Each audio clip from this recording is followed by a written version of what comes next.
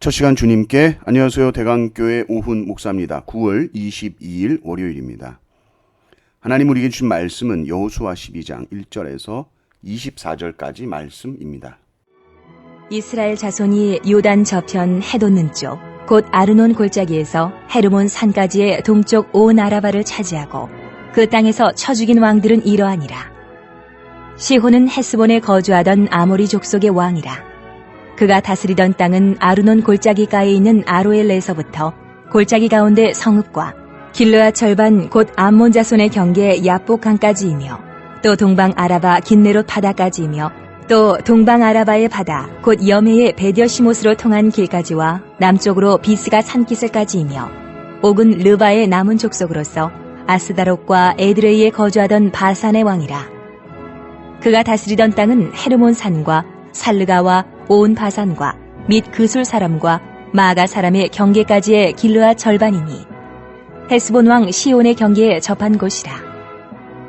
여호와의 종 모세와 이스라엘 자손이 그들을 치고 여호와의 종 모세가 그 땅을 르우벤 사람과 갓 사람과 므낫세 반 지파에게 기업으로 주었더라.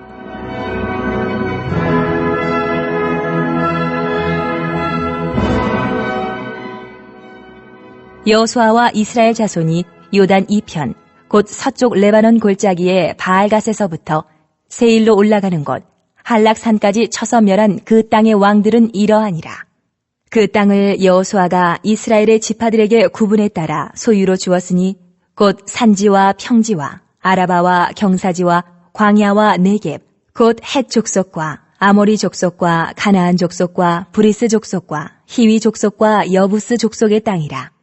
하나는 여리고 왕이요, 하나는 베델 곁의 아이 왕이요, 하나는 예루살렘 왕이요, 하나는 헤브론 왕이요, 하나는 야르뭇 왕이요, 하나는 라기스 왕이요, 하나는 에글론 왕이요, 하나는 게셀 왕이요, 하나는 드빌 왕이요, 하나는 게델 왕이요, 하나는 호르마 왕이요, 하나는 아랏 왕이요, 하나는 림나 왕이요, 하나는 아둘람 왕이요, 하나는 마게다 왕이요, 하나는 베델 왕이요, 하나는 다부아 왕이요, 하나는 헤벨 왕이요, 하나는 아벡 왕이요, 하나는 라사론 왕이요, 하나는 마돈 왕이요, 하나는 하솔 왕이요, 하나는 시므론 무론 왕이요, 하나는 악삽 왕이요, 하나는 다아낙 왕이요, 하나는 무기또 왕이요, 하나는 게데스 왕이요, 하나는 갈멜의 용르암 왕이요, 하나는 돌의 높은 곳의 돌 왕이요, 하나는 길갈의 고임 왕이요, 하나는 디르사 왕이라. 모두 31 왕이었더라. 아멘. 어느 집에 가든지 앨범이나 사진첩들이 있죠. 사진 속에는 그날의 추억과 이야기들이 담겨 있습니다. 이때 첫 아이를 낳았지, 이건 가족이 다 같이 처음 여행 갔을 때지, 그런 추억들이 있습니다. 여호수아 12장은 마치 이스라엘 역사의 앨범 같은 것이죠. 그냥 왕들의 이름과 성읍 이런 지명들이 그냥 쭉 나와 있는 것이 아닙니다. 이 모든 이름과 지명들은 하나님께서 이스라엘과 함께 하셨던 것을 추억할 수 있는 승리의 이야기들입니다. 1절에서 6절을 보면 요단 동편 이야기고요. 7절에서 24절까지 마지막까지 요단 서편에서 차지한 땅과 그 왕들 이름이 나열되어 있습니다. 1절을 보십시오. 이스라엘 자손이 요단 저편 해 돋는 쪽 곧 아르논 골짜기에서 헤르몬 산까지의 동쪽 온 아라바를 차지하고 그 땅에서 쳐 죽인 왕들은 이러하니라. 이건 먼저 모세가 이끌던 시대에 차지한 땅들이 기록됩니다. 대표적인 왕이 헤스본 왕 시혼과 바산 왕 옥입니다. 당시 두 왕국은 강력한 군사력을 자랑했고 견고한 성읍을 자랑했습니다. 그러나 모세와 이스라엘이 그들을 무너뜨렸죠. 6절을 보면 여호와의 종 모세와 이스라엘 자손이 그들을 치고 여호와의 종 모세가 그 땅을 루벤 사람과 갓 사람과 므낫세 반 지파에게 기업으로 주었더라라고 기록하고 있습니다. 그러니까 모세 시대부터 이미 하나님의 약속이 성취되기 시작했다라는 것을 보여주고 있고요.